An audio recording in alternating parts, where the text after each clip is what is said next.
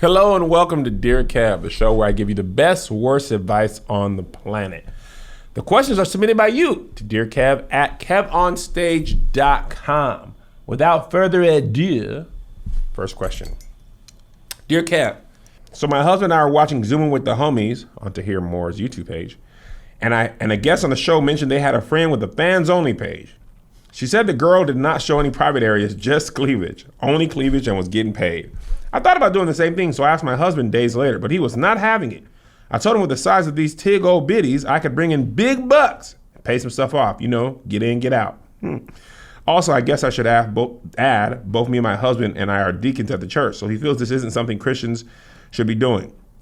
I feel differently because I wouldn't be showing my face or anything private. I explained there's even a possibility I could make $15K a month, and he still said no. There's money to be made with FansOnly, and I want to partake. Am I wrong that I want to show my titty crack for money? First of all, you ain't got no business on FansOnly because that ain't a website. It's called OnlyFans, and that's because you're in the church.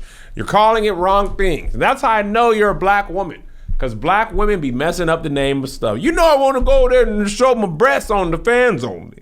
Okay, people's getting paid if they just show a little, the top half of the line over at the FansOnly. Me and then Gerald, Gerald said he didn't want me to do the FansOnly, but you know what I'm saying? We got some medical bills you got to pay off, and if a line will do it, I'll do it. Little line ain't never hurt nobody. Here's the thing, okay? That's what you got to do. Lie to him. Men, we got to think it's our idea. What you do is you do the FansOnly. Okay, you make sure you crop your face out so that the parishioners don't recognize your bosom. Hey man, call it a bosom. Call it the Bosom Chronicles. You know what I'm saying? And market to Christians. Be like, hey, this is the bosom from the Bible. Some people, you got to take over the part of the Bible that the other people did, okay? Obviously we want to be like Jesus and the disciples and things like that, but somebody's got to be the Rahab. Somebody's got to be the Gomer.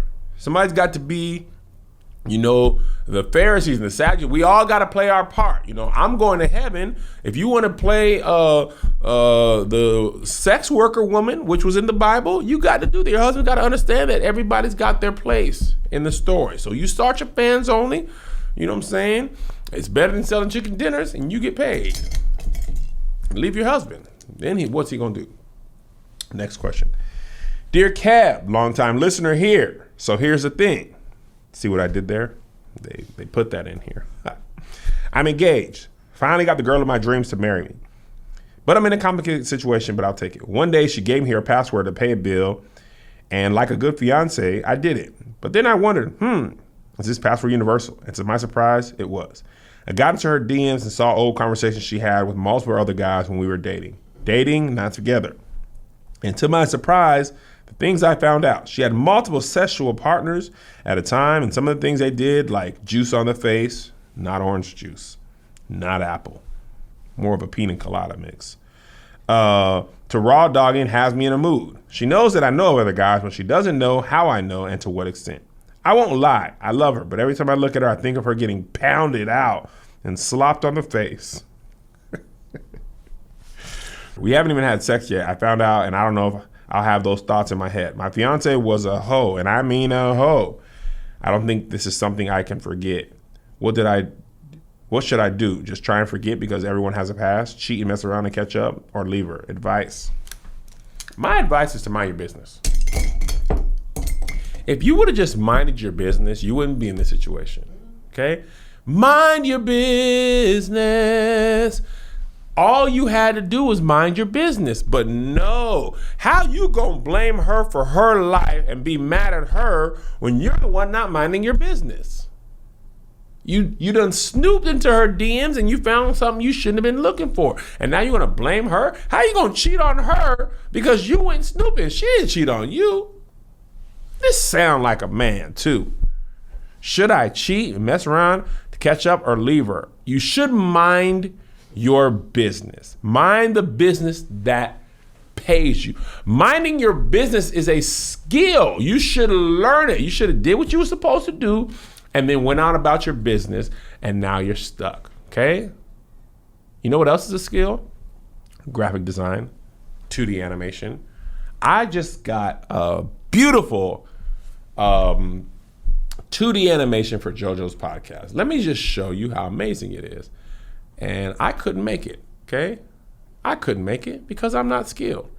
But if I took the time to go on Skillshare and learn it, I could. Skillshare is an amazing place. And over the quarantine, I have really upped my abilities. Graphic design, photography, even creative writing. Been some classes that I've taken because I want to be a better overall creative. And if you want to as well, head on over to Skillshare. It's an online community with thousands of inspiring classes for creative and curious people. You know what I'm saying? They offer creative classes designed for real life and all the circumstances that comes with it.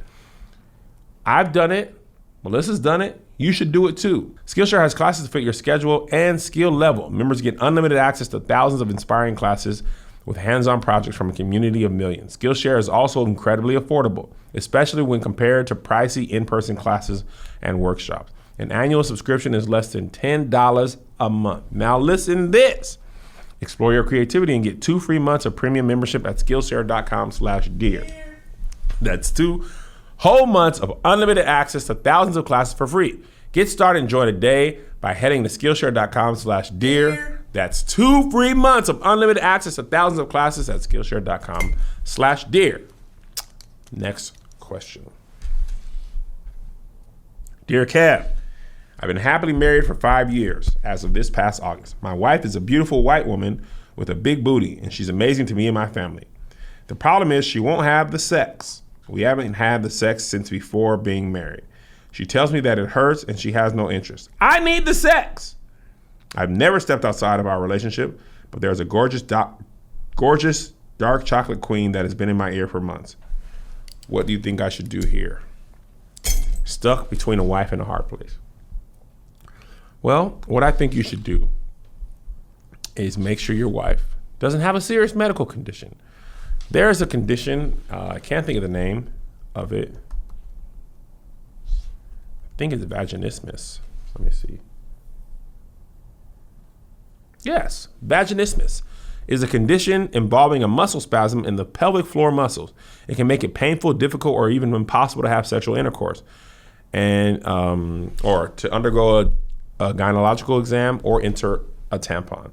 So maybe your wife isn't aware of this. I learned about this on the Love Hour. And it might be a medical condition. While she gets that checked out, say, hey, is there a handy available? Can I get me a little bit of handy? Is there other things that are possible? But first, get it checked out medically and care about your wife before you go to cheat on her with a black woman. When we say support black women, we don't mean cheat on white women with them. Or do we? Next question. Dear Kev, I listen to your show all the time and I have a problem. Me and my girlfriend have been together over 3 years and are probably getting married. I love her to death, but for some reason I want to see what her best friend looks like naked. No, I don't want to sleep with her best friend at all. I just like looking at naked women and her body is immaculate. My girl has a really nice body as well, but I see her naked all the time. How should I go about the situation without making my girl upset or my best friend uncomfortable? You should go about the situation in any way you see fit. I don't know how you survive, but give it your best shot. You only have one life to live. You gather them up in a group chat and you say, hey girl, hey homegirl, nudes, both send to me now.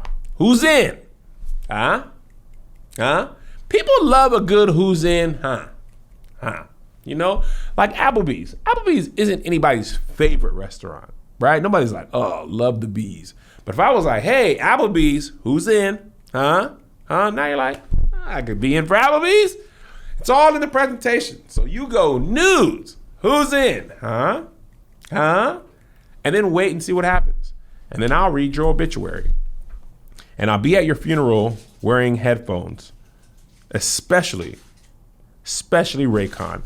Now, as of late, I've been listening to the Gonzi Tapes. The Gonzi Tapes is my favorite playlist, curated by my good friend Joshua Gonzalez. It comes out probably releases 2 or 3 a year. My personal favorite is Gonzi Tapes number 2, which introduced me to Ari Lennox and Her and Daniel Caesar. I knew about Mac Miller, but some great songs from Mac. Denzel Curry, Tiana Taylor's one song, I didn't really know about her as an artist like that. Ella Mae's Naked, great song, and many, many more. And when I listened to them in pristine quality with my Raycons. I was pleasantly surprised by the level of sound quality, and even more happy with the fact that they're not expensive as big box brands like, Apple and Bose, who boast great quality, but Raycon is right there for less of the cost. And the newest model, the Everyday E25 earbuds, are their best ones yet. 6 hours of playtime, seamless Bluetooth pairing, more bass, a more compact design, and a noise isolating fit. Raycons are stylish and discreet, no dangling wires or stems. The company was founded by Ray J and has celebrities like J.R. Smith, Brandy, and Mike Tyson, who also say that they're lit, as the kids say. Right now, for limited time only, get a 15% off your order at buyraycon.com/dear. That's buyraycon.com/dear for a special 15% discount on the Raycon wireless earbuds. Make sure to check it out now while the deal's running. Buyraycon.com/dear. And now back to the show. Dear Kev, I messed up bad. My girlfriend broke up with me after a year and a half of long distance relationship. She lives in Maryland and I live in Connecticut, finishing my last year of college. COVID really ruined the plans we have this year, and I hate to blame it on the pandemic. There were little things I could have done to make the long distance better, like writing her letters, and I didn't. I'm completely aware of the fact that I didn't do things on my part. I just want to know if blaming it on COVID is a valid reason. I haven't seen her since Valentine's Day as well. She said she would think about giving me another chance. I'm just worried she won't because she already has in the past. Hey man, COVID has taken a lot from us this year, and it's taken your girl. You're not getting her back. Valentine's Day was 8 months ago. The things that COVID took, like your girlfriend, some of them things are gone, man. Just focus on the fact that you got one more year in Connecticut in college. Don't focus on that girl. She's in Maryland. She might head down to DC, hear some go-go music when the world opens back up. You just remember the good times. I want you to sing this song. How do I say goodbye to what we had? The good times that made us glad at what we've been through. And then we'll take from me the memory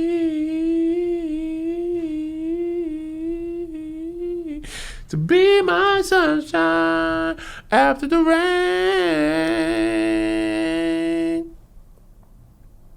And it's so hard to say goodbye to my girlfriend.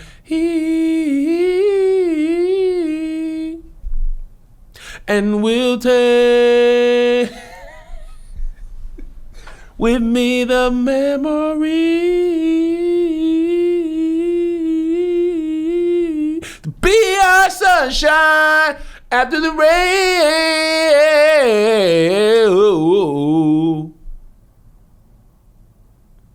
And it's so hard to say goodbye to my girlfriend.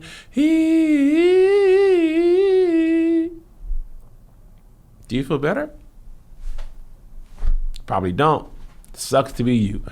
Thank you for watching this show. I've been Kev. You've been the listener. As always, you can submit your questions to dearkev at KevOnStage.com. I hope you're doing well. I hope you've washed underneath your underarms and right here. Bye.